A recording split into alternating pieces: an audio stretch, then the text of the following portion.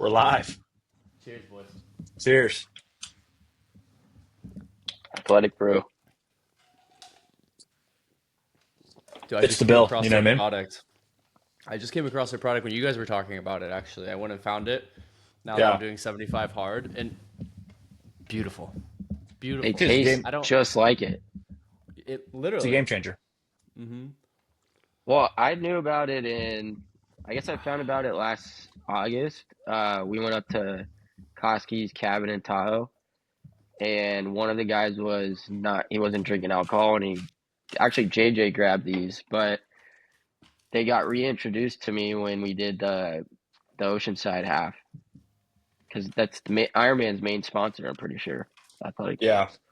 That's a great product. It's a great product fit for them. Let's jump into it. So, for the listeners, we got a new guest on today. His name is Peyton Witcher. He is a financial advisor in the 9 to 5. In the 5 to 9, he is a ultra marathon runner, Ironman, soon to be full Ironman, and we'll let him do the talking about all that stuff. But we're excited to have you. Thank you guys. I appreciate it. It's always nice to talk to you. Love what you guys put together here, and I'm, glad to be a part of it. Let's go, dude. So let's just get started for our listeners who don't know you. I know we got some friends and family listening, but for those who don't know you, you want to give yourself a little introduction? Where you from? Uh, what's brought you to where you are right now? Yeah, so I guess I was born in Fresno. That's where my parents are from, and then we moved when I was like one to the Central Coast. So grew up in Napomo, California, which is the southernmost county of Slow County. And then, went to high school there, played baseball, basketball, football, the three main sports. And then, ended up going to Cal Poly, played football there for 5 years with Brandon. So that's my connection there. And then at Cal Poly was a part of Pike, my connection with Tyler. And then, from there, majored in business admin, concentrated in accounting. And then out of college, moved to Newport, worked for Price Waterhouse in cybersecurity for a couple years. And then, just didn't really like the corporate structure. Um, I just kind of saw where my life was going, just looking at the partners and the types of lives they had, and it just wasn't for me. Um, I wanted something more merit based and something that was more fulfilling work. And that's when I got introduced to the financial planning world, and I just thought it was a good mix of work ethic, earning your way to the top, and then on top of that, it was just fulfilling work, just helping people towards their own goals. Um, and that made me migrate down to San Diego, and now I'm in the La Jolla area. And yeah, Let's go, dude. So I guess let's first there's a lot there to get into, but let's first start with your journey in college sports. I know that I obviously we were teammates, and so I'm familiar with your story. But let's talk a little bit about that. Let's like what got you into to football? How did you find Cal Poly? And yeah, just go through that for us. yeah. So I started playing football when I think it was third grade. So I was around 10. And really the only reason I started was because of my dad. My grandpa played for the Niners for 8 or 9 years. So it kind of ran in the family, and I grew up playing a lot of soccer and baseball and track. So I was naturally decently fast when I was younger, not so much as I got older, but so yeah, I started tackle football when I was 10. Just kind of progressed on that through high school, and then had the opportunity during high school to start looking towards colleges. And I'm not the biggest guy, so I wasn't ever looking to play major Division 1 football. It just wasn't in the cards.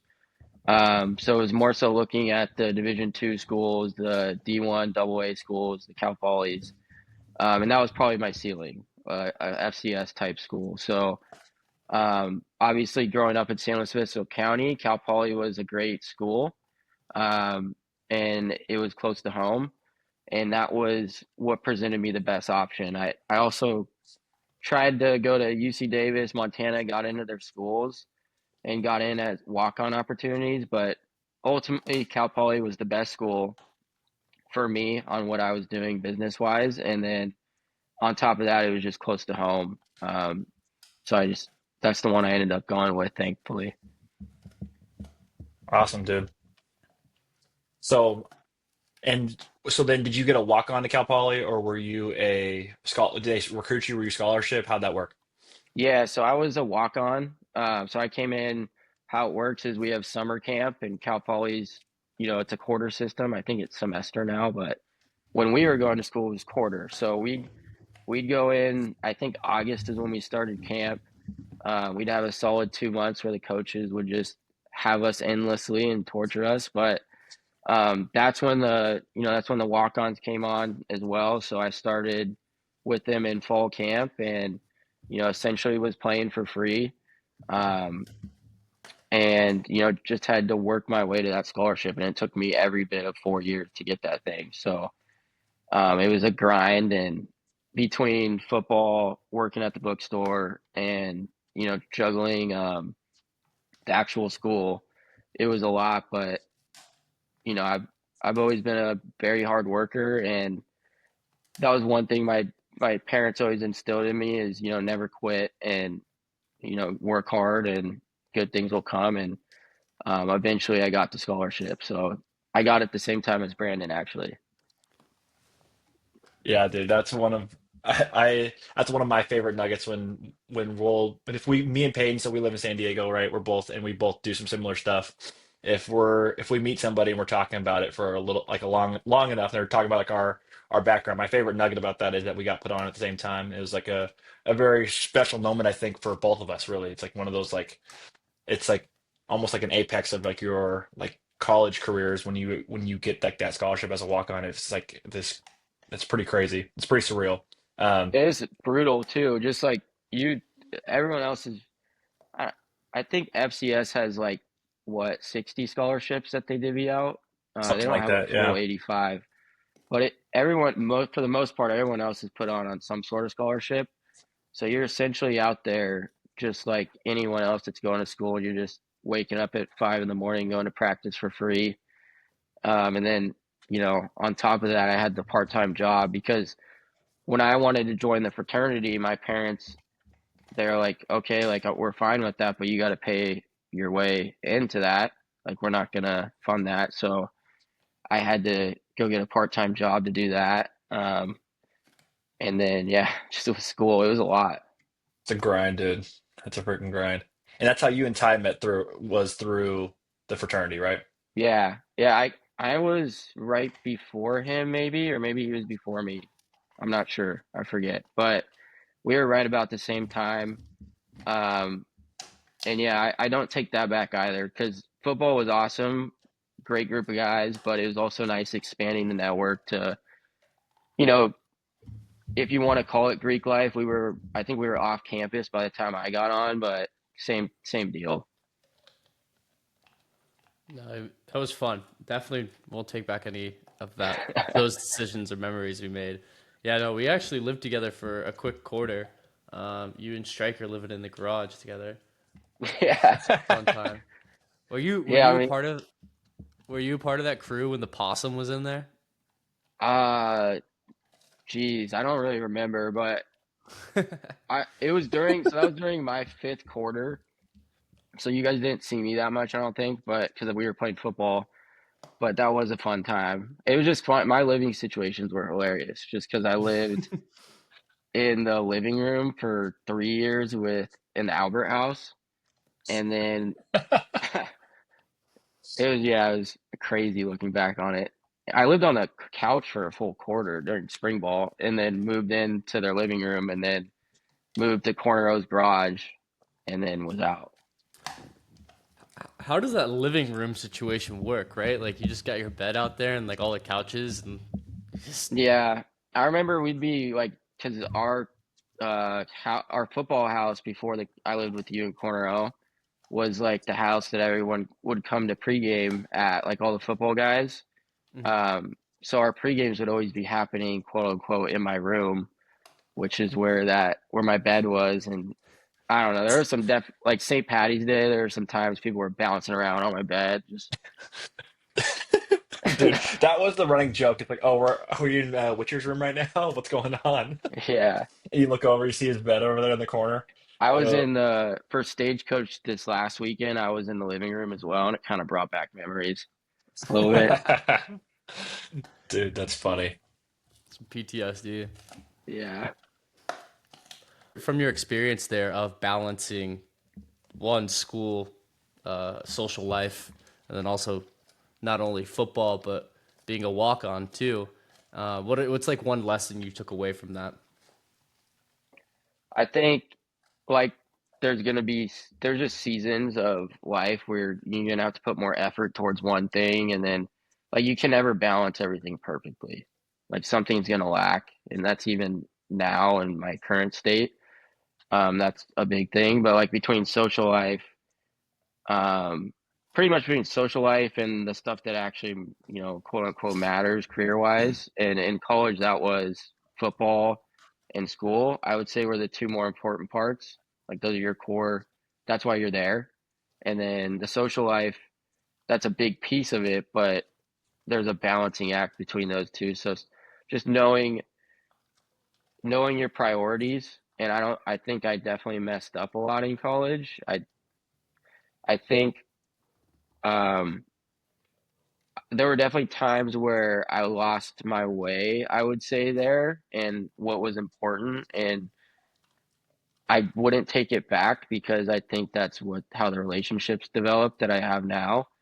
But I would say I deprioritized some meaningful areas of like I probably, could have put a little bit more effort into football, or maybe could have tried harder in school, but it's all a learning experience when you're 18 in college, and that was the first time I'd even touched alcohol. So um, I think I've learned now, but yeah, there's definitely it's a balancing act in college. I know the vision's always 2020 looking back. Yeah, Um, but no, I tend to agree with you on a lot of that too. Like looking back, there are times in college where with the priorities I have now, and at least what I like to focus on, um, looking back to myself at 20, 21, 22 even, it's like, man, kid had it all wrong. But then again, wouldn't have gotten to the points that we are today without going through that and learning those lessons the hard way. So, and I think in college I tended to care a little bit what people thought as far as like you wanted to be where everyone else was at. Like you didn't want to be the odd person out. So like if people were going out or it was just a thing to do. If everyone was going to a party, you're going to a party. If people were going out, you were going out. Like the cool thing to do was go drink and whatnot. But I think now, so my friends or my circle's gotten smaller. I think my friends kind of know who I am and what I like doing, what makes me happy, and just kind of accept it. And those are the people you tend to hang around with a little bit more outside of college. Yeah, absolutely. It's like when you start to do things that align with what you like, what makes you happy, what you want to do, then you find relationships and people that actually fit that lifestyle. That's something that I've definitely learned too, where it's like if you're trying to do something that it's not really for you, you're gonna always kind of feel a little bit like on the outside almost, you know? And so yeah, I hear what you're saying there for sure. But I mean, in college though, dude, I think college is it's a crazy thing that probably is studied, but I would say should be studied too, because you have like all these like young adults who you look back for us, like you think like you know what you're doing at like we're 19, 20 years old. We're like, dude, we know what's going on. We're adults now, and but then everybody's still figuring it out, you know, and that's what like college is. Like you see people like j- trying different things, doing different stuff, and and you realize like once you're looking back at it, like everybody is just figuring it out. That's why there's like a million clubs on campus, and why you can start a club like that because everyone is just trying to figure out what they want to do. But all that to say, I don't know. I hear what you are saying. No, it's crazy because like I don't know, you like are able to now drink and like your parents aren't watching you, and in the off season we were going out Tuesday night, Thursday night, Friday night, Saturday night, and it's like, oh, this is what an adult does. Like they just, it's like it's definitely not what they do, but that's kind of was the mindset of, oh, this is normal. And you don't really Yeah, figure that out until you actually have responsibility, and get a job and learn that hangovers are real and you can't be doing that 4 times a week and sustain. very, very fair, dude. So then, okay, so then so after college, right, you started to work into what you started to find what made you you. Can you talk about what was something like your first either challenges or tasks or maybe I'll just air quote it adventures even that you found yourself like leaning towards and what brought you there? I think out when college ended and I moved to Orange County. So I graduated December and then I got my job 2 weeks after. So I started January of 2020 at PwC. And I even think from my time at PwC was me trying to figure out what I wanted to do. And that was a year and a half. So I left in June of 2021. So in between that 1.5 years, that's another thing is you go to get your first job and all of a sudden you're really the same college kid, but now you have a salary and you're like, oh, I got money coming in. Um, I'm gonna go spend it. I'm still going to the bars and stuff. So I think that's normal. I think most college graduates have that first year of kind of figuring stuff out in the real world, and it took me every bit of that. And then when I started at Price Waterhouse, the pandemic happened like 3 months after. So I moved back home to San Luis Obispo County. And that's kind of when I was, and I think this is when a lot of people were like contemplating life a little bit more. But that's when I like actually started getting back into working out and really started to think about what it is I wanted to do the rest of my life. Um, and that's when I started exploring different career options. And then it wasn't till a full year after that that I actually made the switch because I was at a cushiony job. Like Tyler was at PwC too. It's safe. You're gonna make decent money. It's in accounting, so like it's just the typical safe job. So it's and what I was looking at going into financial planning or advising, you're taking a massive pay cut off the bat unless you just get into a crazy situation. And you have to, it's a sales job. So you essentially, and it's not a young person job. People tend not to want to trust the younger people with their life savings. So it was definitely a big risk. I don't think my parents really wanted me to take the jump that I did, but you only get one life and you kind of just have to trust your gut and go with it. And that's pretty much what I've done with everything is it doesn't really matter what other people think because no one else has really done it usually that you talk to. So um, I ended up making that transition into the new role in June of 2021, and it was just I took a big pay cut, and thankfully I've quote unquote made it now, but that was a tough time. And then as far as like outside of work, um, I just tried to get into the best shape of my life in 2020. I remember like my friends like, "What are you doing? You're not drinking." I just wanted to go a month without drinking. So what I did is I like started running and I can only run like I started like half a mile. That's all I had in me. And then I just progressed. So like then maybe a few weeks later I'd do a mile and a half and then just slowly progressing. Um, and then got really into like weightlifting and macros and all that stuff. And I was definitely the leanest I'd ever been and probably still has ever been, but I was pretty miserable just because I think I was cutting too much weight too quickly and had no idea what I was doing. Um, but after that, it kind of just led me into just the endurance space. Um, and it wasn't until I think January of 2022 or 2023 that I signed up for the my first race, and that was the 50-mile run in Escondido. It's San Diego. Um, and that was my like first sanctioned run, I guess. So first one was just let's just go for it. There was no what was how much had you ran prior to signing up? I'm curious. So I signed up 3 or 4 months before. So like I had decent time to prepare. I just had no idea what I was doing.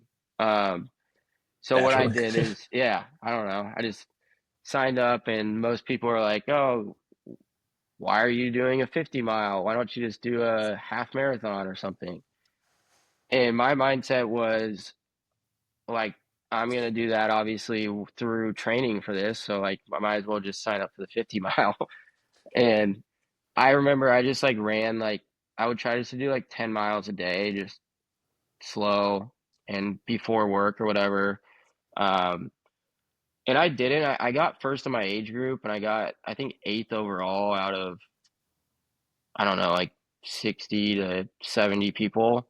So it wasn't like I didn't win it or anything, but I did decent, and um, I definitely learned from it. And then from there. I did a few half marathons, a couple marathons and a 50K, and then that's what kind of led me into the 100-mile race that I signed up for. Dude, that's crazy. Let me ask you this: so that first 50 miler that you sign up for, right? Like, what's the preparation going into it? Are you going in blind? I imagine you probably looking up some stuff on the internet and like getting some plan. But from your first Yeah, race, like, how do you prep for that? we didn't have ChatGPT yet, so that would have definitely helped. But no, I can't remember. I don't think like because Tyler Morales, there's Parker Dozier, they they do some of the, like I know Parker does the half Ironmans and Tyler just did a 100-mile, but I Mhm. think they hadn't quite gotten into there yet, so I didn't really have anyone else doing it. It was really just me, so I think it's a little bit more normal these days. But all my friends, I remember, like, "What the hell are you doing? Like, why are you doing 50 miles?" So I really had no idea. I was Googling it, and that's the thing about ultra endurance sports, whether it's the ultra Ironmans or the ultra marathons, is there's no training. It's whatever works for you. Like, it's not like a normal training plan. Um, some people can run 100 miles a week. I'm not one of them. So I probably average like 50 to 60, which is probably my top end. If I had to do more, like for the 100-mile, I would cross train because my knees would just not like me running more than that. So I like 50 to 60 miles. I just played around with it, had some long runs. I did my first marathon during that training. Um, but I think the big thing I learned too was I didn't know anything about fueling. So going into it, I had no salt tablets. So like no sodium. Like this is the day of the race. And then I had a few gels with me. So I was running with someone at the beginning of it. And he's like, "Oh, like we were just talking." And he's like, "This is your first one. Did you bring any salt tablets?" I'm like, "No, what is that?" And he's like, he gave me, thankfully, everyone's super nice out there. So he gave me some salt tablets, but he's like, if you don't take these, you're going to be cramping by like, you know, mile 20. I was like, thank you. But definitely, there are just some learning experiences from that one, but it was fun. Yeah, Yeah, I dude. And feel for you. people who don't know, Escondido can get hot if you're Yeah, not familiar with the area. I think it was like 80, 75, something like that. So it wasn't too Okay, that's bad. not too bad. Um, but yeah, it was definitely, I was definitely sunburned afterwards for sure. How long does a race like that take? 50 miles. The 50-mile one, I think it, I think I did it in like 8.5 hours. So I think it was like a 10-minute pace, a little over Yeah. 10 minutes around there. It wasn't super high in elevation. I think it was like 4,000 feet, which is not terrible for a 50 mile. But it felt like a lot to me. It was just all on trails. So it's not like flat ground. Hmm. what's that pace look like? I imagine you're having some type of like run, walk, run, walk. Yeah, so on that one, actually, it was mostly run because there weren't a lot of hills. I started off pretty slow too, just because I didn't really know what to do. Um, and then I like ended, so I think my fastest miles were like probably the 3/4 mark of it, not quite the fourth quarter, but maybe the third quarter of the race.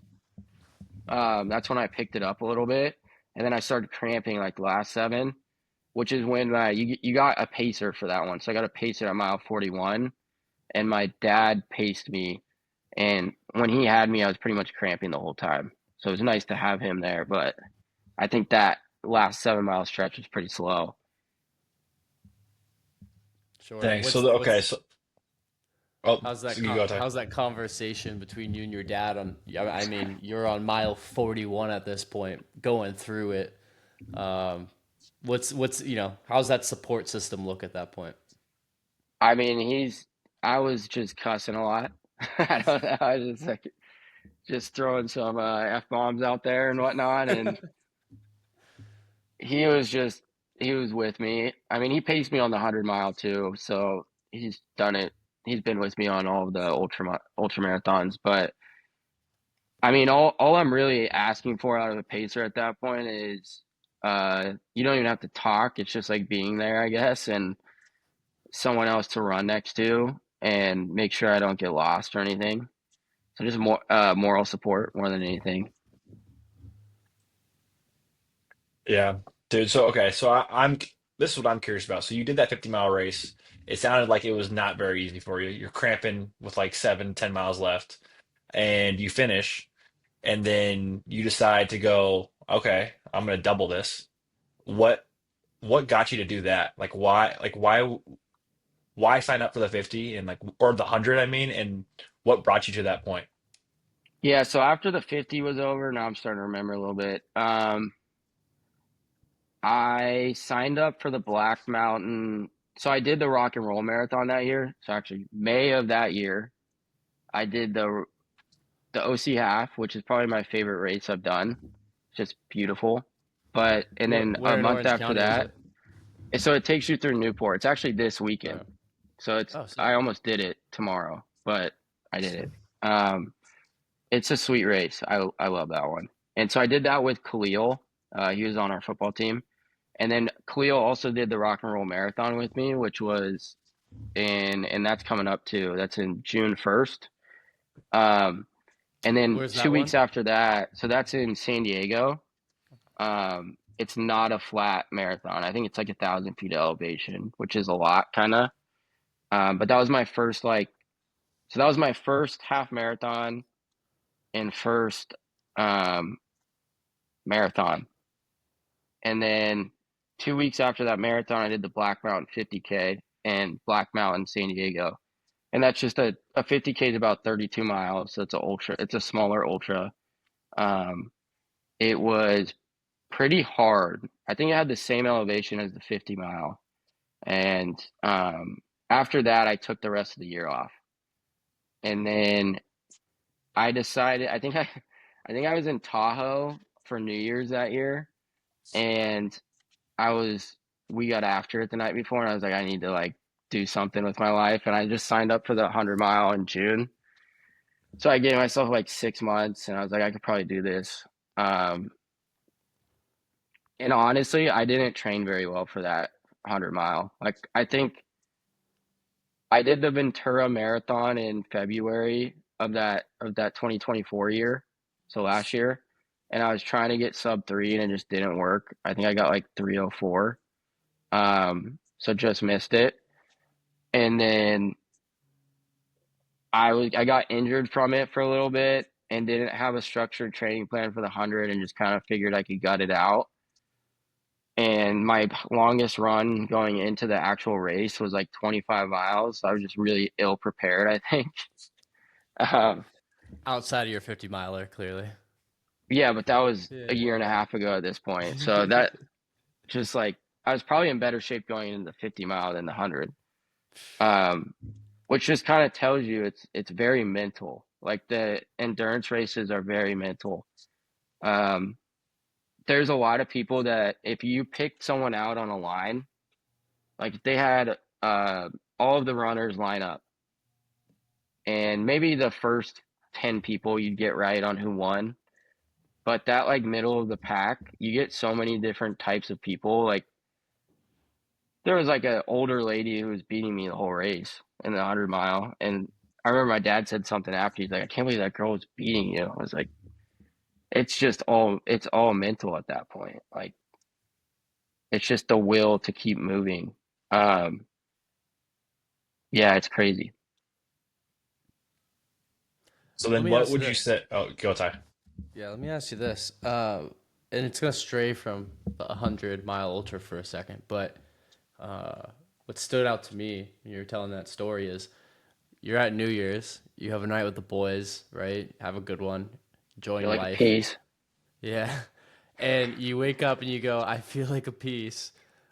Even after you have that year already ran a 50-mile race, you ran a marathon, you did a half marathon, and you say like, okay, I need more.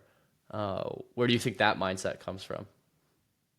I think I just figured this out actually not too long ago because I've been asking the same question because I was trying to figure it out myself. But I think I just like grinding, and that's like what makes me happy. Is like it's not that I like running, it's not that I like cycling, it's not that I like swimming.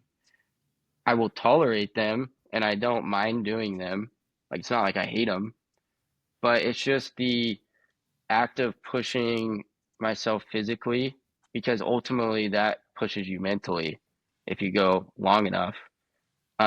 And that's what I enjoy.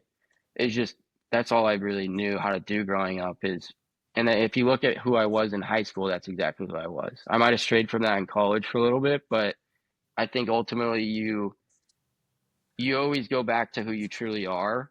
And I think it might just take a little bit of time out of college, but I think I just really like pushing myself to the limit, and that's why I like doing those longer events because it's just you drag yourself into deep water and it's either you swim or you sink. So it's Mhm. Yeah. and I think you just find out what you're made of. Best day ever, right, PD? Best day ever. Let's go. Talking That's about what you tell grind. yourself. Hmm. Yeah. No, I think that's you bring up a good point, dude. I think there's you learn a lot about what you're capable of when you do those kind of things. And whenever you do something hard, and whenever you do a hard thing like that, you're able to actually figure out like that you can do it. And I think we're talking to one of our other buddies about this because he had just started getting into running and biking and doing all this like endurance kind of things. And we were talking about it with Peyton. He- he's like, how do you do those things? I'm like, and what I told him, I was like, I think P-Witch has literally unlocked a piece of his brain. With every single race that he's done, he's like literally unlocked a piece.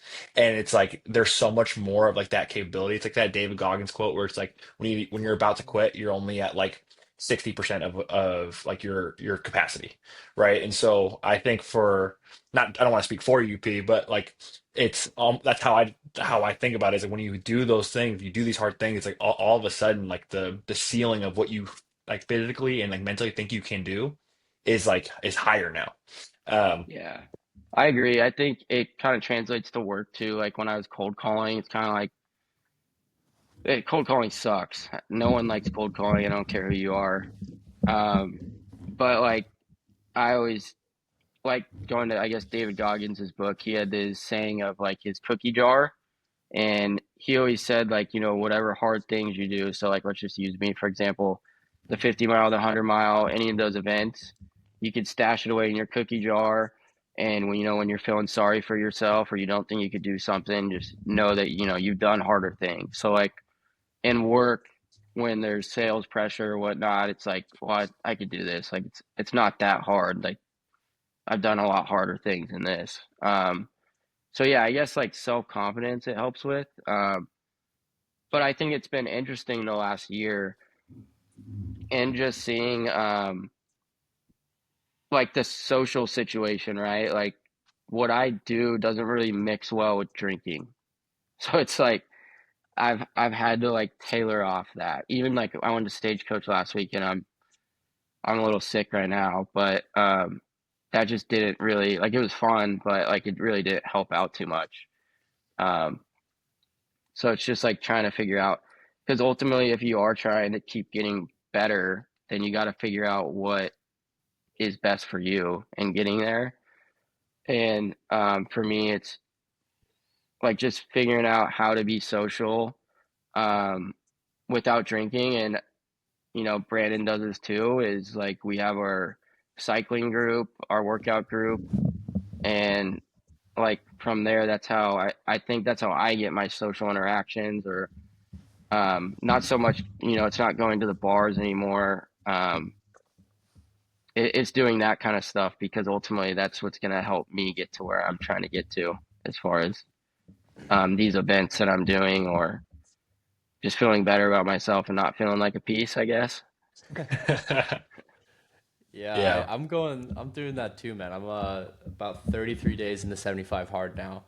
Um, and rely a lot on my social circles at the gym and like activities outside of that. There's some like really cool health and wellness things going on in LA. San Diego has it too, like Coffee and Chill, fuck, amazing Coffee and event. I chill. I think Jacob's been there once, highly recommend, maybe. highly recommend. But It's cool. uh, Yeah.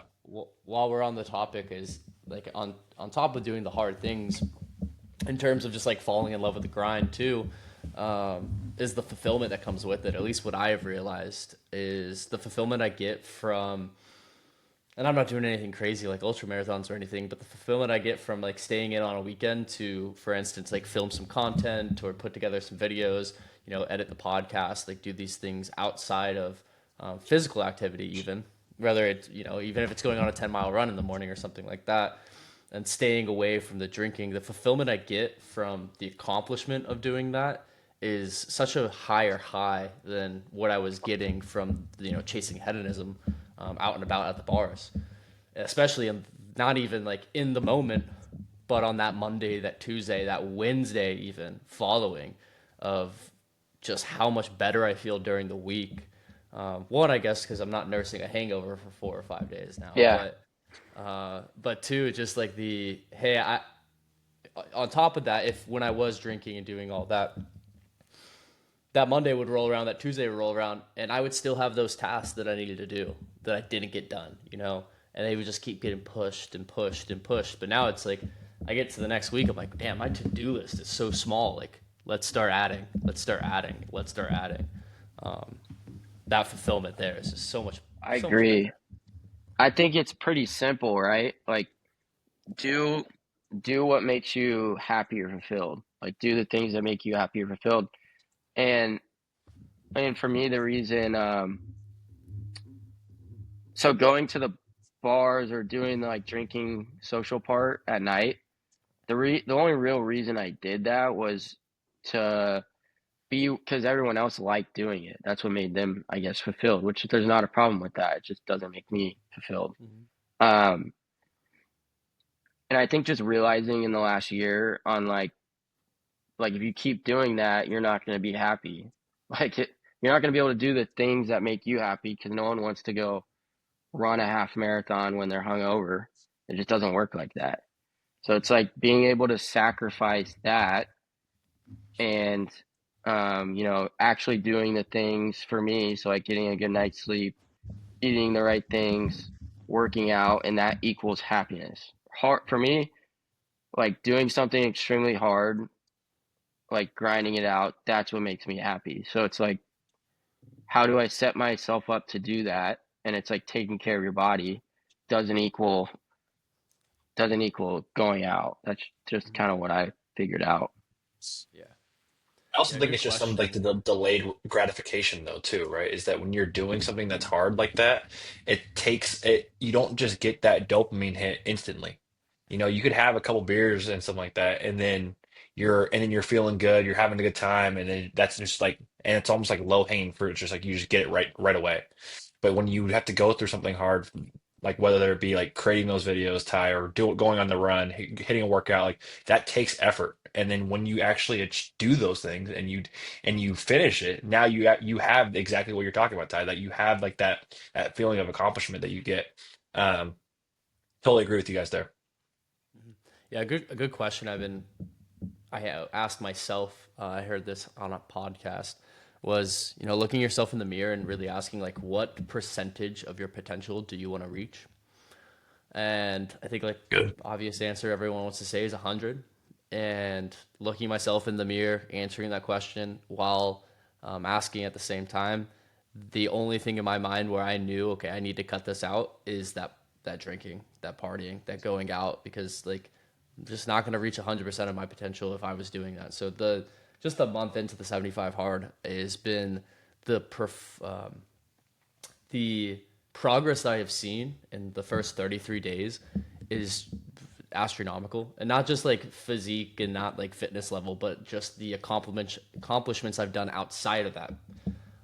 And I can't imagine what it's going to be at 75 days. And then on top of that, I can't imagine what that's going to look like if I push it even further. So I don't know. I'm like really in a hard spot where um, I love my life right now so much without all of that, that I'm having a really tough time of when I get to the point where, uh, hey, you can go do this again. Because I'm a man of my word too. If I say I'm going to do 75, I'm going to do 75. But when that day comes around, 76 comes around, it's I don't know. I don't know if I have really Yeah, want to, because life's so good right now without it. that's true. I mean, there's also events that, and I've kind of limited it down to like I know that there's gonna be throughout the year there's gonna be times that are already planned that I'm gonna drink because they're Hmm. big events, such as like Stagecoach was a planned event. I knew that was gonna happen. My little sister's graduating nursing school in late May, so I'm gonna go celebrate her. Like that's something that's planned. There's a fishing trip in Montana I'm going to. We're doing a Tahoe trip. So all these things are just planned events where I kind of already know what that weekend entails. It's just like the, and you guys know this, like the random Fridays where you get off work and you're like, oh, we don't have anything planned. Let's just go get hammered. Like Yeah. that's not in the cards anymore. I don't think. But Hmm. Hmm. Right. But I think um it's like that drinking necessarily isn't like a bad thing. I just think that like uh, at least for me, right, is that like it was like either not drinking at all or drinking an insane amount and you're on the scales. You know what I mean? you So call it's like that binge drinking. yeah, right. And so like for me what I realized it's like you know what like I know like going out and that at that level is not the same anymore for me or what I want to do.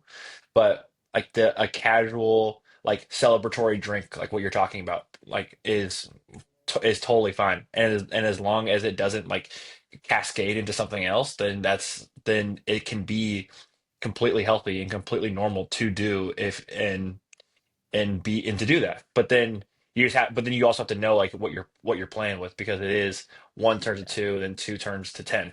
You know what I mean?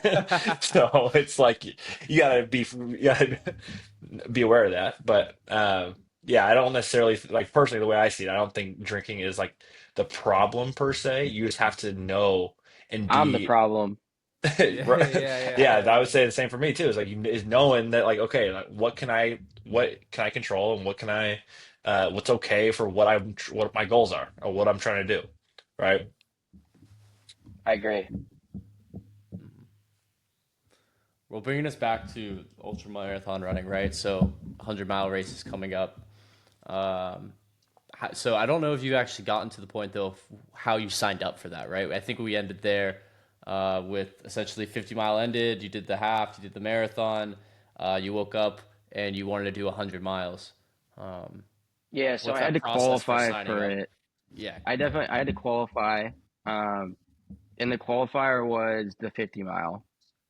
Mhm. Um, Oh, so you already so qualified by the time you hit. yeah, Okay. and the San Diego 100 mile. So it was the San Diego 100 mile. It's in East County, San Diego. So it's 6,000 feet of elevation. So it's basically Tahoe. It's very rocky, technical terrain. So what that means is that there's just a lot of loose gravel, let's just say. Like you're not like my feet hurt from running on it. Um, Ankle twisting territory, but you have to do some kind of qualifying race. So I didn't know all of them. I just know that the San Diego 50 that I did that qualified me. There was no lottery, so like I think it was 300 people got in, first come, first serve. So it opened up on January 1. So that is also why I signed up for it on January 1. Was it Um, was it already on your radar, or did you just wake up January 1 and like yeah, let's see what I can do no, here? it was I was that was the one I wanted to do. Um, because I knew it was a qualifier for Leadville 100 and Western States Mm. 100, which Leadville is what I have next year. I actually got into that one lottery. Um, Oh, but those are the ones that I wanted to do. And then ultimately, I think those will be the last hundreds that I do. And then I'll just do, um, I don't think I'll go 200, but never say never. Um, and They have as 200 far, mile races. I just enjoy the triathlons a little bit more. Just, I think they're easier on your body. So maybe focus on that a little bit more. I still want to do sub 3 on the marathon and run Boston. There's a few other things I want to do. okay. So then let's kind of transition into what you're doing now. So you kind of hinted at it, Ironman triathlon stuff. Do you want to talk about what you're doing, what you're training for, what you've completed in this year, and then go from there? Yeah, so I wait, I don't remember how I started into this. Well, I did the Ironman, the half Ironman relay. So for people who don't know what that is, it's really just a triathlon. Ironman's the brand, so it's an Ironman triathlon. Um, and I did the half relay in 2024. And what it consists of is it's a 1.2 mile swim, a 56-mile bike ride, and a half marathon, so 13.1 mile run. The relay that I did the run portion, and that was really the first um, kind of experience I had of the triathlon or Ironman world, and it was in Morro Bay. And I just thought it was super cool. Like Ironman does an amazing job putting it together. Very well-oiled business there.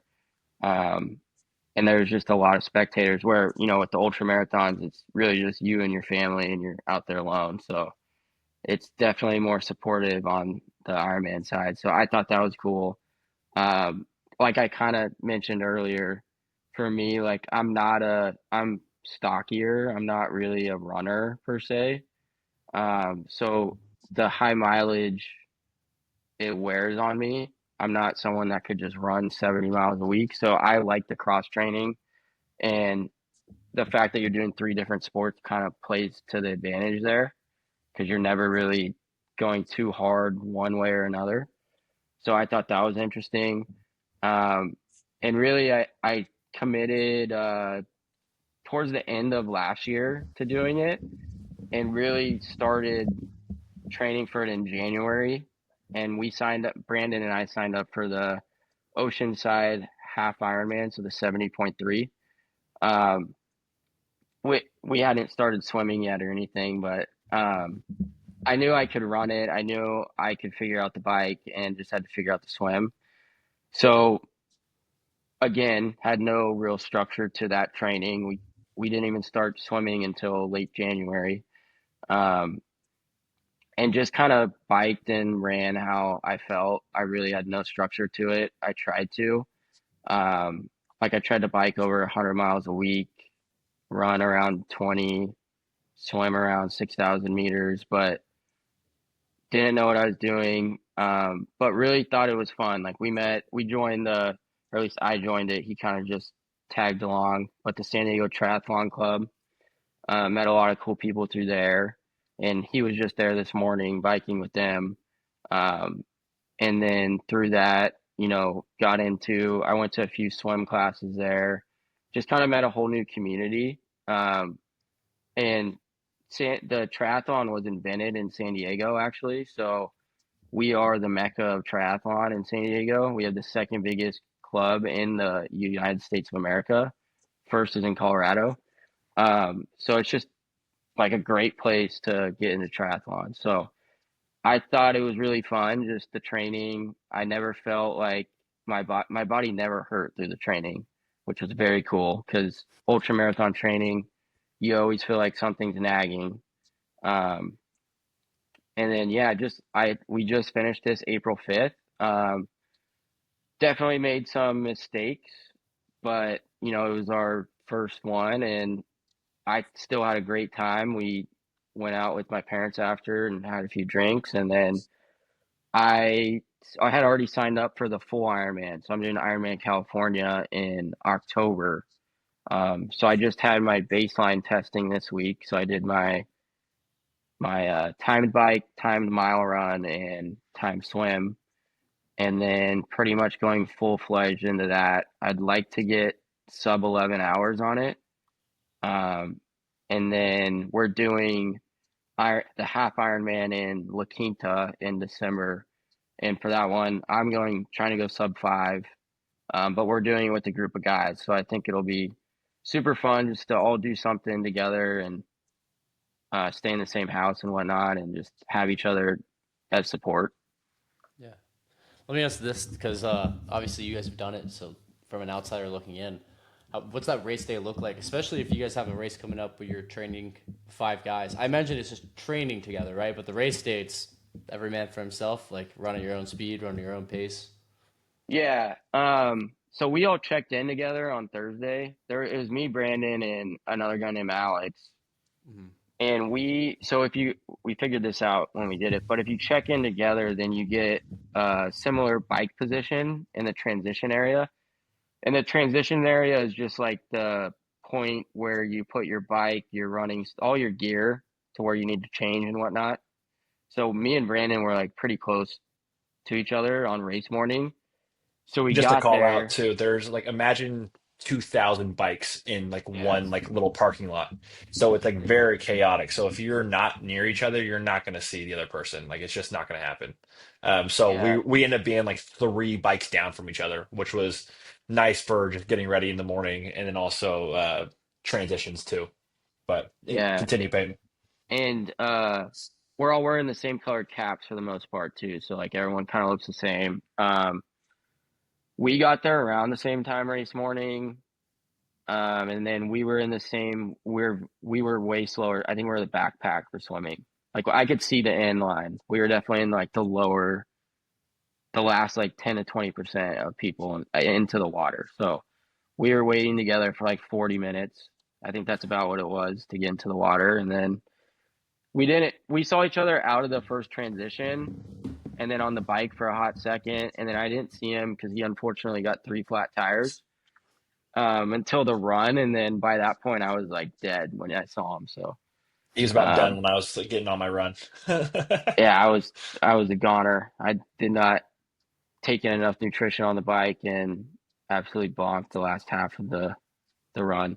Um, but yeah, it was cool. I mean, I couldn't have asked for more. I didn't get any flat tires, so that was good for me. So like nothing really went wrong. It's just like stuff I could build on. Like I need to be a better swimmer, which is Yeah. just time in the water. I just hired a swim coach,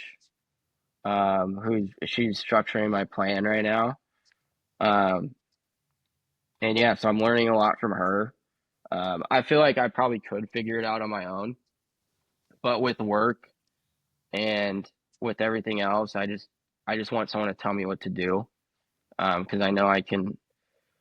That's what I'm good at. Is I'm good at just getting it done. If she just tells me what I need to do. Um, so yeah, that's what I've done. This is the first person I've ever hired for anything. So So let me ask a little more detailed questions too about the specific race, and then I want to dive in a little more into like what's coming up. But uh, so you guys are lined up, waiting 40 minutes to get in the water. So it's a whole cool down at this point. Like I imagine you guys kind of stretch out, get a little warm.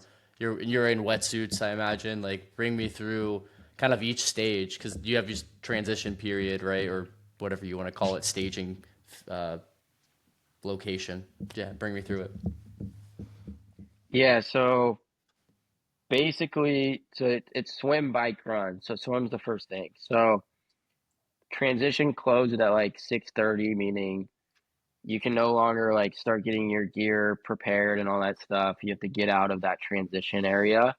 And essentially, how they do the swim is you have to guess what you're gonna finish the swim in. So our guess was, I think we were in the 55-minute group, 50-minute group.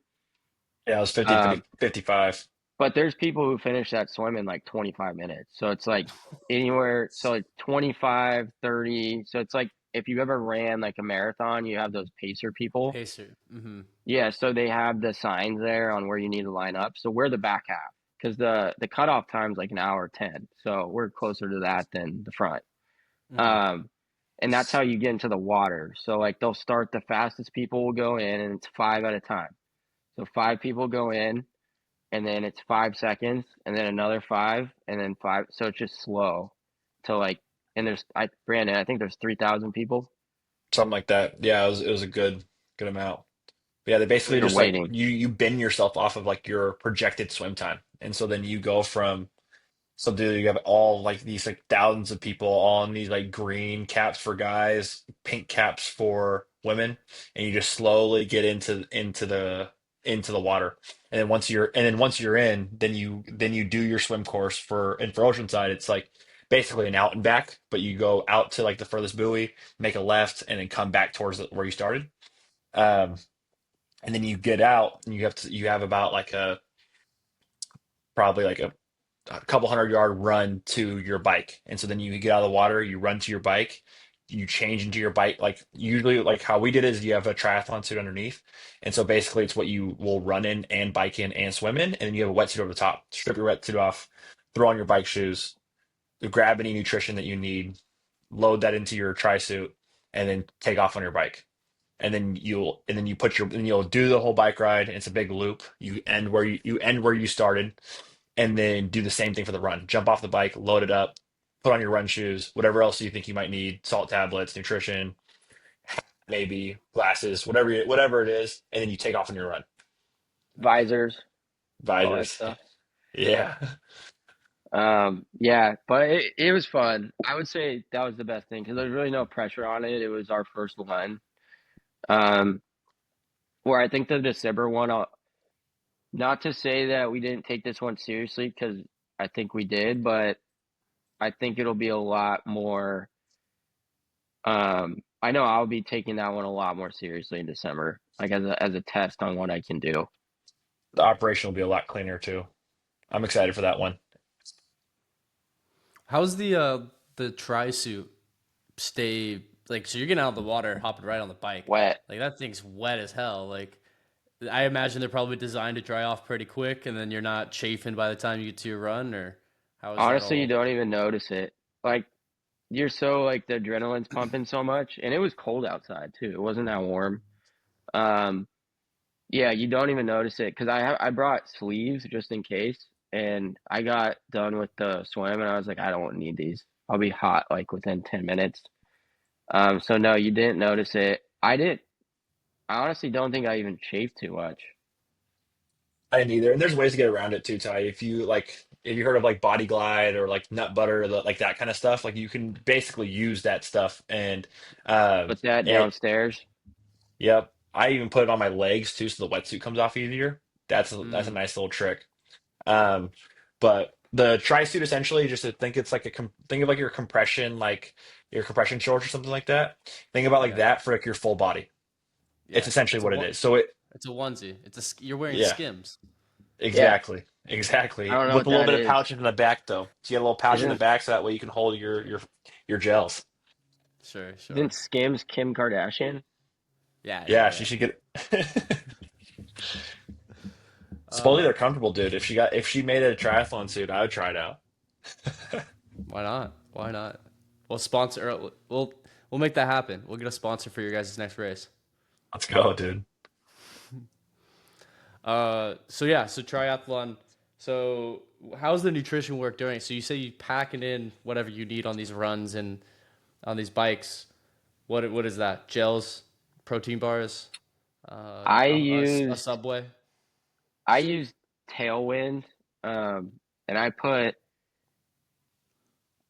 used 4 water bottles, which is and liquid I carbs for put yeah, and I put this powder in there, and it essentially has so per scoop. I'm just gonna go per bottle. So per bottle, I had, geez, what did I do? 300 calories, 75 gram. No, but I did 400. So I did 400 calories per water bottle, which was like a 20-ounce water bottle. 400 calories, 100 grams of carbs, and about 1,200 milligrams of electrolytes or sodium. Hmm. And I went through 4 of those. I didn't stop at all throughout it. They also have aid stations throughout the bike course, which they'll give out. I only saw water bottles, but apparently they were giving out other stuff. But I you didn't also grab a didn't gel take on the in, way. I no, snagged the gel on the way through. and that's where I messed. I just didn't take in enough calories, probably not enough sodium, but I just did that. I Damn, didn't take gels. 800 calories, not enough, huh? That's wild. Well, it was, yeah, I guess so. I needed more. Saying that Um, out loud, I guess if you think about it, it's like what a 50-mile bike ride. So what, an hour, 2 hours? I imagine you guys are Probably like, breaking that down in I in would say half. like you're burning like around, or for me, like 1,500 to 2,000 calories on that. Damn. Yeah, I think Um, total time for when I looked at my watch. I mean, the watch is like whatever, right? It's not. I don't know how accurate it is, but it said I had 4,000 calories burned throughout the whole race. So it's like it sounds like a lot that you're eating, but you also just like need it. Otherwise, Yeah. you can actually feel like your legs or like your even like your mind starting to get tired, and you'll have a gel or you'll have some sort of like just sugar essentially, and instantly you just come back. Like it's like your leg, it's literally a shot in the yeah. arm. Exactly. Like you You just also feel it. don't eat anything when you're swimming. So like you already need to make up for that. Yeah. And then the easiest part to take in calories is the bike because you're not gonna get a side ache from when you're running and taking in too much. It's just the easiest part to do it on. So that's when you're supposed to take in the most. It's just I didn't I had to go to the bathroom on the way, so I stopped to do that once. Some people pee in their suits. Crazy. You're already I'll wet. probably do You're that. already... I'll probably do that in December and like in October. Dude, you're just peeing on your bike though. I can't get over that concept. It's okay. You can wash it off. It's your Dude, bike. That's all true. time. Just don't be behind. Don't be drafting behind me. Get wet. So let me Uh, ask you guys this. So my marathon that I did back in 23, right? So miles 20 to 26 in P, which I'm sure you know, like those are the miles that make men of boys. Yeah. That's my calves just gave out. Like just couldn't be. I couldn't run anymore. Like I had to walk 2 of the miles. Is that and I This is my first ever marathon. I trained for 2 months. I knew nothing going into it. Didn't know what fueling was. I trained without water or fueling. Didn't do any salt. Is that strictly that feeling of my calves being like, okay, no more, we can't go? Is that under fueling? I would think it's a part mix of of it. both. That happened to me on my first marathon. I was Mm-hmm. cruising and then I got hit mile 18. It might have happened even earlier. And I don't know how you felt, but I felt like my body started cramping, but I was fine. This type thing. Mm-hmm. It was just Yeah. frustrating. Mm-hmm. Stamina was And there. Felt like I could keep that's going, but fueling. it's like body just couldn't go anymore. It's fueling, and it depends because everyone's different. Like Brandon might sweat. He might sweat more than me, but I might still sweat more salt. So like I might need to take in more salt before than him. So Mm. like it's kind of just like you have to play with it, and you have to have those times where you bonk, and that's how you learn. But you want those to be during training because then you can just stop. Mm-hmm. But it's really trial and error, unfortunately. But yeah, that's definitely under fueling, which is the most common mistake. Mm-hmm. Yeah, Yeah. I want to start gearing up again for something. You guys are talking me into doing these triathlons, especially Hey, with La like Quinta, dude, if go-to. you want a spot in the house, we could all I'll do For it, do man. it. sure. I'll definitely do it. That's the thing is I will if my friends want to do something that's that's like a race oriented thing, then I'll totally do that with them. Yeah, I'm going back and forth if I want to gear up for another because like I've been getting a lot more into running, or like just putting the miles back up. I'm trying to get my dog to 10 miles, um, but I'm feeling so strong on the runs, and I love like training with a goal in mind. So I don't know if it's gonna be like Mhm. a marathon, like end of August, beginning of October. Like that time frame sounds good to me. Or if I say fuck it and hop on this whole triathlon hype that I feel like all my friends are on. The issue is I don't have anyone to train with in LA. That's like the It's main thing. fine. Is like I have a good run club that I can train with running, but I don't have any triathlon friends. So Yeah, dude, I'd say like if you're interested in it, you'll find people. You can join clubs like your run club, and you'll find people that are doing that too.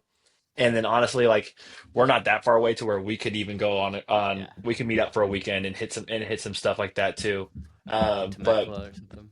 yeah, I would say right. like I would say during the week though, we're not really I mean, I think there were weeks where we trained with each other throughout the week, but we honestly didn't really see each other that much during the week because everyone just has work. So like I'd go to the Yeah. pool at different times than Brandon, and then he didn't have his trainer yet. So like sometimes I would just stay at home and bike on my trainer, and then we run. We never really ran together. So Mm. Yeah. I think it was more the weekends where it helped out, just We because got like like one session or two sessions in a week yeah, probably is what it came out to. But what I will say though, and this is like a motto, or maybe not a motto, but just something that I try to live by a little bit, and something that I've learned over the past few years is like trying new things and things that are also challenging. And Mm-hmm. and I just think like when you do something that's like new and it's like outside of your comfort zone, you learn so much, even just, and it's related to it being hard, but I think it's also just it being new. Like for instance, when I had solo traveled, like solo traveling is like so uncomfortable and such like a new concept for me because I'm like don't travel that much at all before then. I didn't like, really do anything like that. And it's like such like a new experience, but you learn so much about like who you are, what you can do, and I think that's like similar across like anything that's new. Like when it came to like this, the triathlon is like I wasn't doing ultra marathons like P was before, but it was like a new challenge to take on, and you just learned so much. And so that's like what really drew me towards it was that it's like one, it's hard, and then two, it's like it's something I never even like thought I could pull off before. I always just thought it was like a far off concept. And so it's like, well, Mm-hmm. let's just go for it. So that's something that I like living by where it's like if it's something and what people might call that though, and I'm very aware of this, is like I'm like a hobbyist. And it's where I will pick things up like that because that's how I like living. And I just kind of like doing things that are different. Like for I think like well last year I was competing in Muay Thai and did a whole year of training for that. And while I will still train and I'm going to get back into it now, like the triathlon stuff is slowing down for this part of the year. I'll get back into that, but it's like that was something again. I'm like I've never done anything like that before, and so I would just say that if you're thinking about it and it's interesting you, um, taking that like that first leap and just doing it is can be pretty rewarding. I also think I think it's not that bad. I think it's more intimidating than anything else, but like just think about it. There's 3,000 people who just did that half. Like if they can do it, like you can definitely do it. It's not. There's a lot of people who do it. Mm-hmm. Yeah, you're totally capable, Ty. The You have swim the fitness is for it. the swim is the worst part, and that's just a matter of just getting in the water. And if you grew up swimming, then you're one leg up on everyone else. So Mm-hmm. I don't know if you did. No swimming for Yeah, me. and I you're mean, like outside of like going to the lake and like being on the boat, but ain't no like yeah. swimming for exercise or sport. Let me ask you guys this: like, what's the entry cost, like barrier to entry, right? Because I know, but bike's the most expensive thing outside of running shoes. But um, what does that Tri look like? Because Triathlons are sneaky expensive, dude. It's yeah, you kind of get hit in random spots. So it just kind of depends. I'll the first initial cost that you really need is the bike. Uh, Yeah. for me, I ended up going secondhand, which worked out like great, except for the it didn't go well in the race, I guess. So maybe not it's not so great. Mm, But if you can get your hands on a bike somehow, that will be like you don't need it to be like the craziest, fastest, top of the line thing. You can just get something secondhand, like get a road bike. There's a couple of things you want to look for that we don't necessarily need to talk about like on this podcast, but Mm-hmm. getting some sort of bike that you can start riding on will be like the biggest barrier. But I mean, for instance, you can find a decent road bike.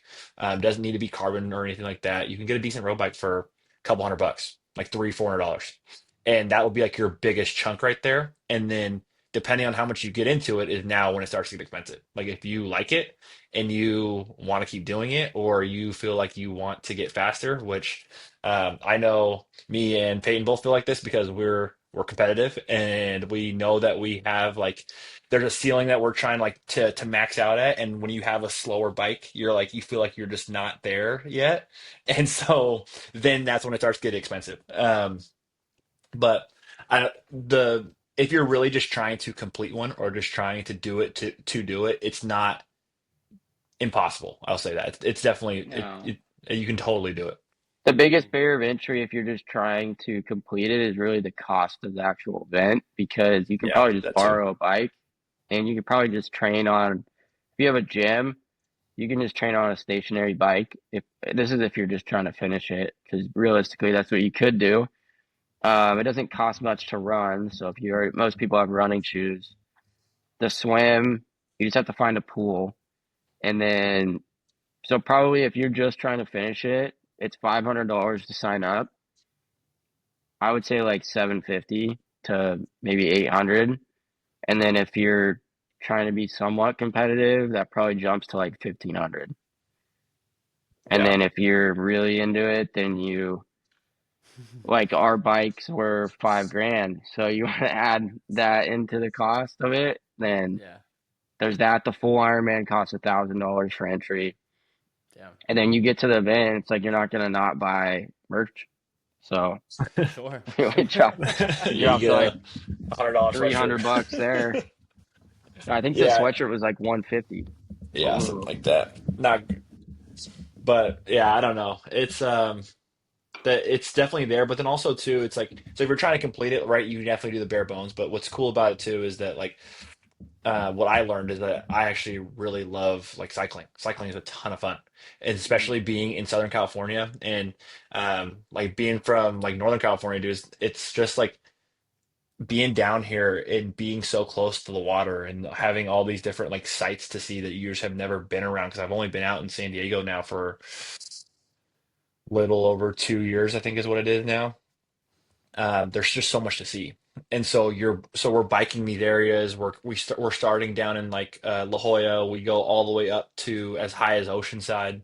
We'll go inland and hit all these different hills, and you're seeing like the suburbs or like these like really like nice neighborhoods in San Diego. It's like you get to see a lot too. So that's what got me to get into more cycling was that is because it's like, oh my gosh, I get to see all Yeah. these different areas and being outside, the wind's in your face, like that part, the sightseeing. It's just it was a lot of fun, and that's why we wanted to get into that like that next range of bike. But Mhm. that that might not come for everybody, you know. Mhm. So how are you guys like incorporating while you're training and gearing up for these races, weightlifting, and then also just like not losing weight? That was one of my biggest complaints about the marathon training. Is like I was always pretty light, but got down to a point of like 155, back up to Oof. like 180 now, and I don't want to go back down to 155. So like Yeah. how are you incorporating weightlifting, eating, and just maintaining weight so you're not, you know, all of a sudden scrawny? I haven't quite figured out the eating thing yet. I think I was just talking to my dad about this, but like, I mean, I just don't eat enough throughout the day with work and stuff, so I'm not there yet on that. But I don't have a problem with it.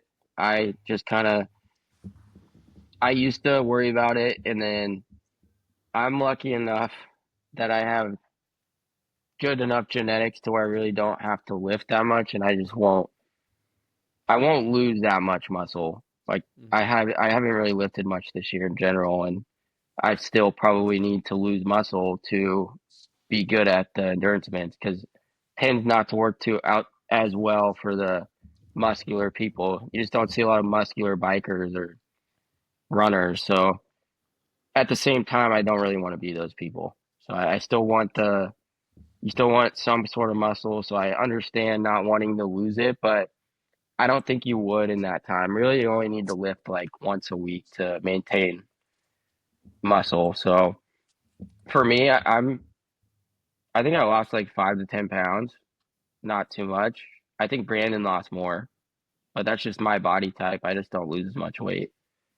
I only lost ended up losing 5 pounds. I definitely lost some muscle mass though through that process. But um, for me, Ty, I was lifting twice a week until we got into like the hardest weeks. The hardest weeks we were doing probably seven cardio based workouts, and so that was like it was maybe even eight at one for like maybe 2 of the weeks. But before then, it was really like I was lifting twice and then hitting probably like 2 to 3 swims, 2 to 3 bikes, 2 to 3 runs, and varying that depending on the week. So personally, I only lost 5 pounds, but a little bit of but it was probably like mostly muscle mass. But after the race now, we're what, like a month out, and like April for me hasn't really been the best like training month really. Um, I've already gained back a decent amount of that weight already. So I'm already back at like 180. Started 185 down to 180. Now I'm like sitting around like 183. It wasn't like as like bad as I thought it could be. I was worried about getting down to like 170 for it, but it never got that bad. It felt like if you as long as you're eating enough food, then you're gonna be fine. It's just like calories in, calories out. So that's Hmm. one thing though when you're doing like this kind of training though, like this endurance training, it's kind of nice is like you literally can eat close to whatever you want. And Yeah. like and you need to eat like as much you need to eat a ton of food. So you just basically just get to eat. And for me as a food guy, as a foodie person, I class myself as a foodie. Oh my gosh, it's great. Like we'll go I think we went after one of our workouts, we got burgers. Like I think we made them doubles. I added an egg to mine. We got fries, and then we also shared a pizza. Yeah, Yeah. and then we got barbecue one day with I think it was with Connor Brews. Um, Yeah. yeah, it's I don't know. It you like you'd be fine. I lifted once a week, twice a week, and I think most of the time it's not that you don't want to lift, it's you literally don't have time. You have to pick what is the most important during the training, and it's the actual endurance stuff. So the difference between like marathon and ultra marathon is you're doing one discipline. So really you're only running and lifting. You have time for that, most likely. Hmm. In this you have swim, bike, run, lift too, if you want to lift. And it's not so much that the actual swimming, biking, and running takes so much time. It's like the stuff you don't think about. Like you got to drive to the pool, you got to change. Our gyms aren't at the pool, so like we'd have to change out of that stuff, then go to the gym, change, work out. So it's just a lot of like logistic based planning. So I think inherently, and now moving for me into the full, I have 15 to 20 hour weeks of training that I'm going into. So it's like on top of work, I just don't have that much time. And I do. Everyone has the same amount of time. So I guess, yeah, I could sacrifice some sleep to go to the gym, but I don't think I'm willing to do that. It's for me. No, you need that recovery, especially. Yeah. That's a good Yeah. transition. What's that 20-hour week look like? 20-hour It, train week for this upcoming full Ironman. it's probably 12. I haven't looked at the breakdown. I just looked at my longest week and my shortest week. My shortest week was this week and it was 12 hours. So, um, Dude. I think next week's probably going to be, I haven't really looked at it, probably like 14 or so because I missed Monday because of stagecoach. So it's about an hour and a half to 2 hours a day. Um, but yeah, it's like a part-time job. So I think it's really unrealistic. I don't know if I even want to use that word. I think you can still do it if you have like a girlfriend and or a wife and kids and stuff, I just think you're like ultimately getting back to the time thing is like everyone has 24 hours in the day. You need to choose how you use that. So you could do that if you had, like for me, it's just me. So I only have to worry about me. Those 24 hours are all for me. So it's between work and this. And social life is what gets put on the back burner in the meantime, which I'm okay with. Um, but someone that's not okay with that, someone might prioritize their social life more than working out, which is completely fine. It's just like you need to figure out kind of how to spend your time the most wisely. So I would say if you do have, if you're married or have a significant other, then it would be a lot harder to put in the time to do this and still sustain a healthy relationship, let's say, because you just don't see people as much. Yeah. Dude, I want to connect a couple dots here too and ask you a question about this. Is so you've kind of hit on your priorities, and then you also talk about your coach, right? So can you talk about how much you optimize your life for what your priorities are? And so, kind of what I'm getting at is I'm thinking that you hired a coach probably to save you some time. And Mhm. if that's true, can you explain why you did that? And then also, like, what other parts are you optimizing for, and what other parts do you kind of like not care for? What do you mean as far as like not care for, I guess, You don't put as as much in a time in there. sense? You don't put as much effort there. So like maybe you just you kind of alluded to it already, which was the um like your social life. Maybe you don't see as many people, or you don't um you just don't have as much time to do those things.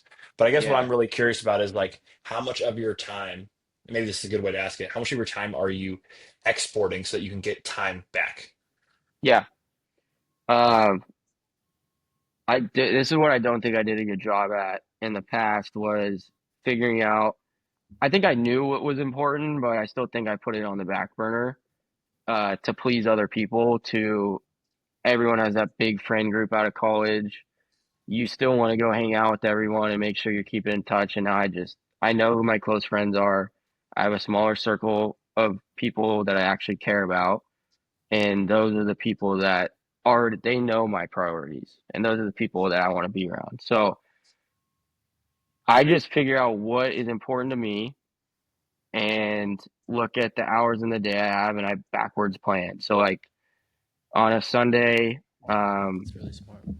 I'll figure out, okay, this is because my days look different all the time. Like in my industry, being a financial advisor, you might have more meetings one day. Like your days just look way different. It could be prospecting, it could be meetings, it could be generating financial plans.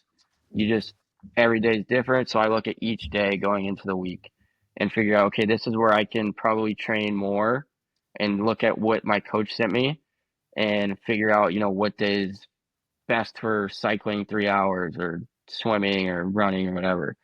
Um, and I go from, so I prioritize work first. Um, and then right now, because there's different seasons of life, right now it is triathlon second. And then, family, friends, relationships is third right now. That's just in this season of life, that's how it is. In a different one, when I'm not training for something, it's probably work and relationships, and then whatever fitness, sustaining, maintaining fitness. But right now, that's just what gets put on the back burner. And it doesn't mean I don't hang out with people. I still talk to my, I talk to my dad and mom like a lot, like throughout the week. I just I don't expand outside of that small group, if that makes sense. Like I don't see as many people. It's my very close friends that I keep in touch with during those times. So, um, basically with the current training of I'm working 45, 50 hours a week plus 15 to 20 hours of training, it doesn't leave a lot of time for the social part of it. So I don't know. I'm okay with that. I'm an introvert anyway, so get energy from being alone. Um, I'm not one, I don't really like big events. Like a lot of people will go to a Sunday barbecue and think that, oh, there's only like 10 or 15 people. It's chill, right? That's not chill for me. That's like an event. So, um, I'm totally okay with, being alone and grinding. And I think the people that know me and are my true friends know that about me and they just let me be and they're there for support. And we still talk during those, but I just don't see, like, I won't see them, but we'll talk on the phone like once a week or whatever. Um, I will say this. If there's something truly, I'm extremely loyal. If there's something, whenever they need me the most, I will be there. But if it's like a random night out or, um, I don't know, like usually in the event of a stagecoach or something, I usually won't be there. But when they actually need me, when shit hits a fan, or I will be there. So it's just like prioritizing that. Hmm. Yeah. And how much of your time back do you think you got from earning your coach even, or are there other things that you do to buy your time back? Yeah, so that definitely helps out because I just don't know what I'm doing, and it it helps to have someone more experienced that have actually done this stuff just sending me workouts, because otherwise I'd be figuring it out. And what I've noticed about myself is, um, if I don't have like a strict plan, which I really haven't for any of these things, then I usually just do whatever, just kind of free for all. And I've always wondered, what would it look like if I actually had a plan sent to me and stuck to it? Um, and that's also why I hired her, is because I just want to see what this would lead to. But she does save me a ton of time, and it's just like anything else.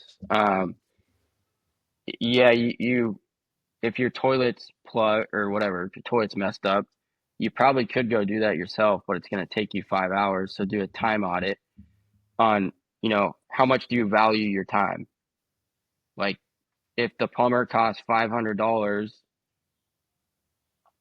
is it worth your time to hire it, or are you going to spend your 5 hour or like, you know what I'm saying? Um, so it's just like looking at your time, and you could do a backwards calculation into the hourly cost of you and figure out, what matters most. And that's also what I do.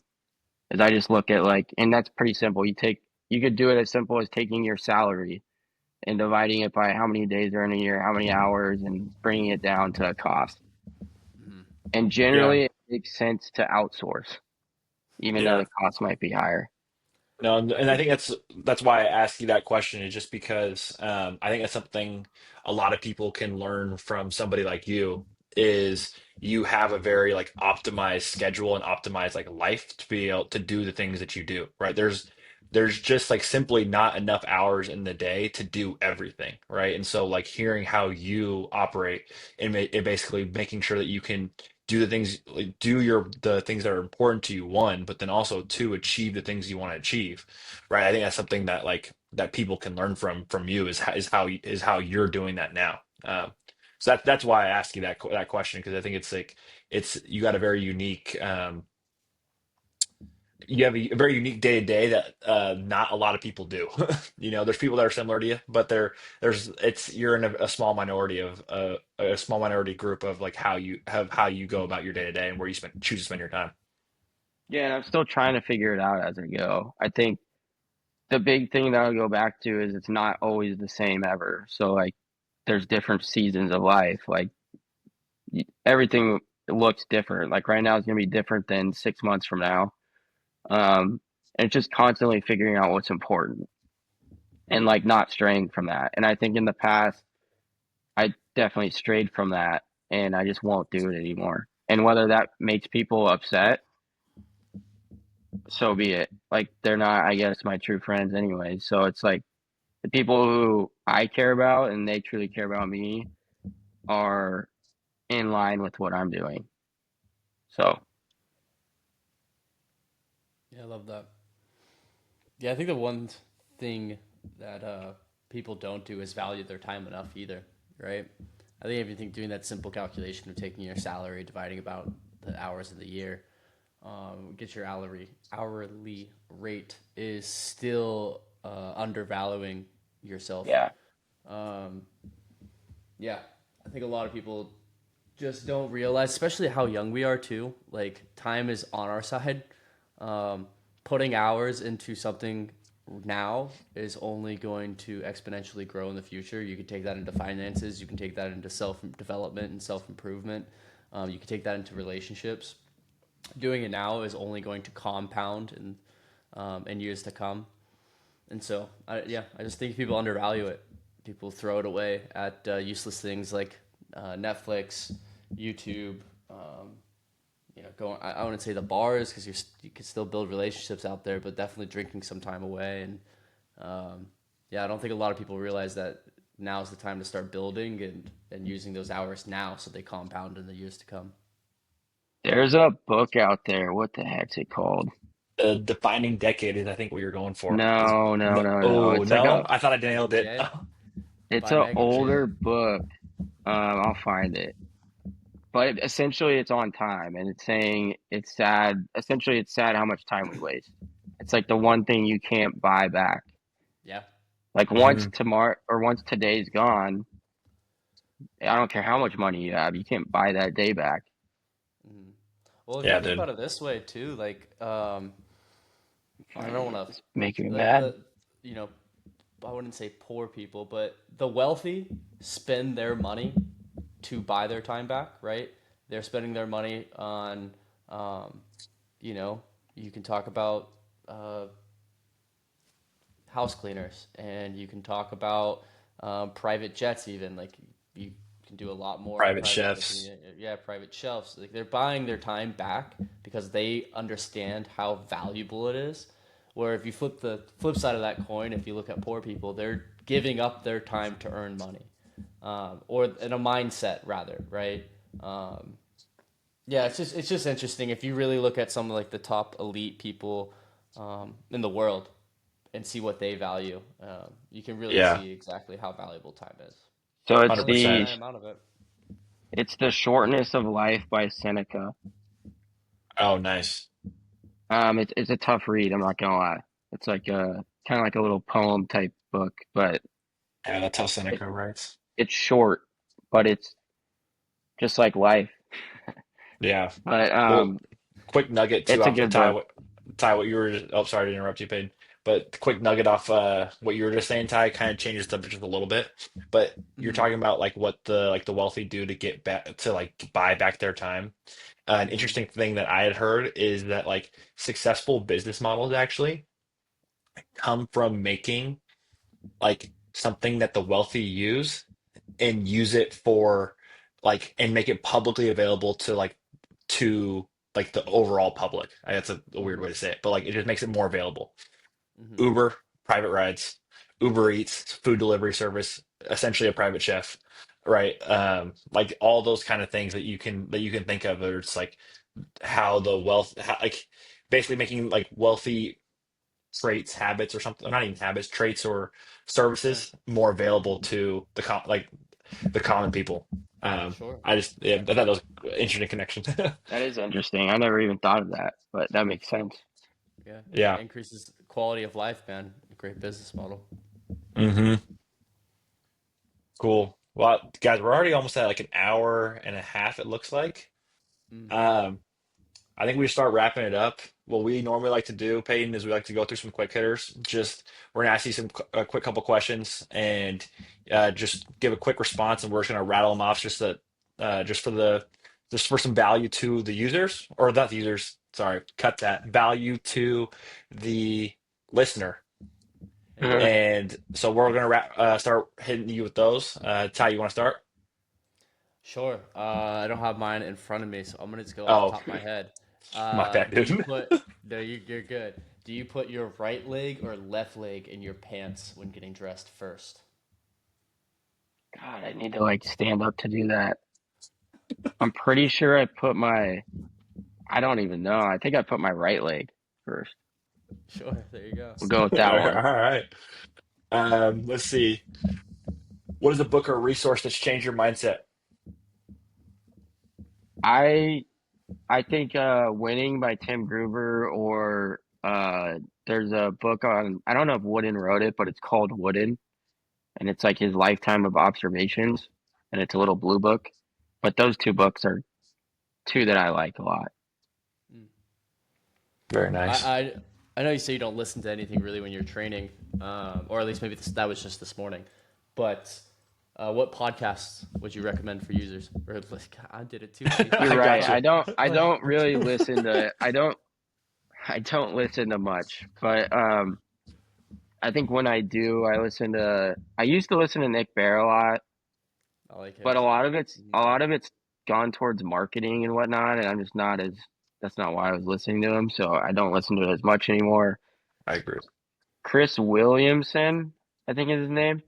Yeah. He has a lot Modern of wisdom. interesting. Yeah, I don't listen to all of them by any means, just the ones I'm interested in, but Yeah. sometimes I'll listen to him, Joe Rogan sometimes, but honestly, I don't listen to super serious podcasts. I like listening to funny stuff like Theo Vaughn and Nice. Shane Gillis. Those are pretty funny. That'll pass time by. Because sometimes when you're running or something, you just want something that's gonna take your mind off of the hardness of what you're doing, I guess. Hmm. Before we move on to the next question, Chris Williamson is going to be LA tour or US tour, but was going to be on LA, and pre-sale tickets go out on Tuesday at 10 a.m. So if you guys are interested, I have my alarm set. Like I'm for sure going to Oh, try to you're make going? that. Oh yeah, if he's come to LA, so it's like How much a are those no-brainer. tickets?